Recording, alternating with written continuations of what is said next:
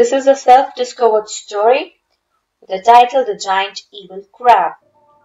The inspiration of the story is taken from a trip to VGP Marine Kingdom located in Chennai before the pandemic outbreak. So it means that I wrote the story in 2020. Frankly speaking, I made up my mind to write on this by having the stickers of the fishes at my home. The good thing is that one can learn the real names and know about the fishes in the story. Yes, that's true. And I also give the moral of the stories in the end with the happy ending. So here's a new self-discovered story for my story lovers. Let's begin. There was a usual day in the bottom of the Pacific Ocean. All the marine fishes and marine organisms were swimming freely and happily into the blue water. There were puffer fishes, or called balloon fishes or globe fishes, along with some blue gold fishes.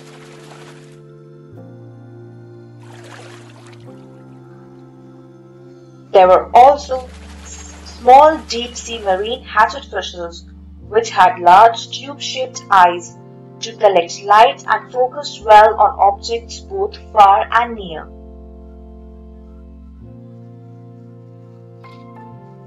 Along with them were also some blue-spined unicorn fishes with a horn-like extension on the forehead. They lived primarily around coral reefs and ate mostly algae.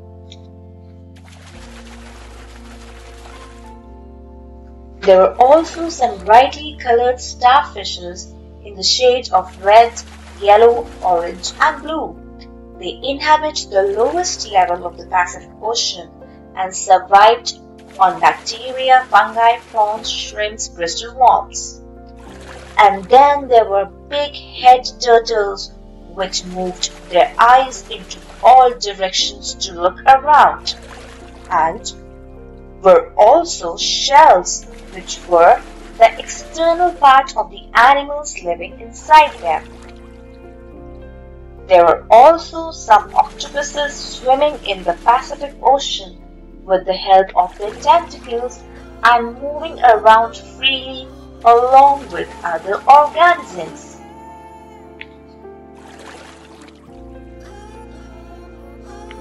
Coral, which was found in shallow depths, gave home to all the marine species like starfishes, unicorn fishes. Coral was a colony of sac-like animals called as the rainforest of the sea. They also survived on algae and plankton. Somewhere in deep oceans, there were also some blue whales which feed on plankton, that is algae, small insects, and they communicate through a complex and beautiful sound. Like blue whale, dolphins were also inhabiting into the deep oceans and had well-developed hearing, adapted for both air and water.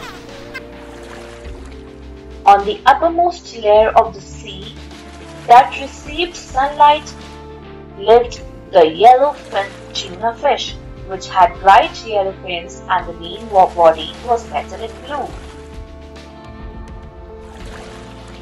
Among them was a giant infamous crab, orange in color with white spots and with the largest leg span, that is the largest distance between the claws.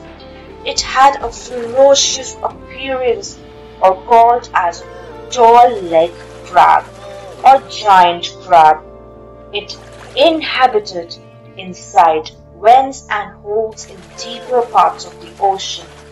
This crab was nocturnally active, that is, it was very active in night while attacking its prey.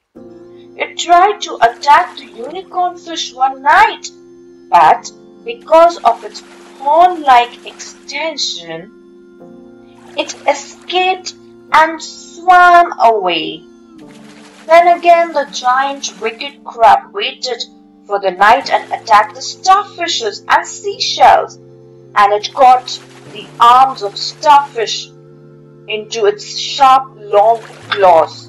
But the starfish shed off its arm as the mean of defense and got nearly escaped. This failed attack made the giant crab very angry, and it decided to attack in the daylight. It couldn't stop itself, and it attacked the hatchet fishes. But it was a really unlucky crab. These hatchet fishes escaped the crab attack by matching with the light intensity penetrating the water from above, and didn't appear dark but too bright.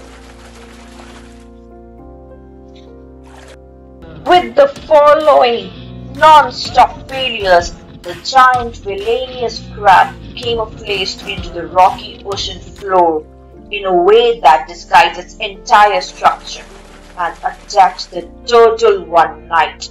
But again, the bad luck trapped the giant crab, as a turtle could easily move his eyes all around and look closely the orange color of the crab in the night and ran away. Like this, every night this bad giant crab attacked with full efforts but always failed. Similarly, it attacked the pufferfish, which swelled up and its hidden spine came out, and it got puffed up also and swam away. One day, all these marine creatures went to the blue whale to think of something, as they all were tired of living like that. Then the blue whale went near the hole of the giant crab and made a very complex, very loud sound, which the crab couldn't resist and ran away from the ocean in the thought of saving its life. Then, coming upon the ground, the crab was left alone and worried about its life, and it learned a lesson that the wickedness and evilness is not good to retain the entire life, because the home it lived in was also the home of many marine organisms, living without harming and hurting each other. If it could use its special giant legs and camouflaged abilities in defense rather than attacking them, it would be staying with the sea animals inside the ocean, and it started to cry a lot.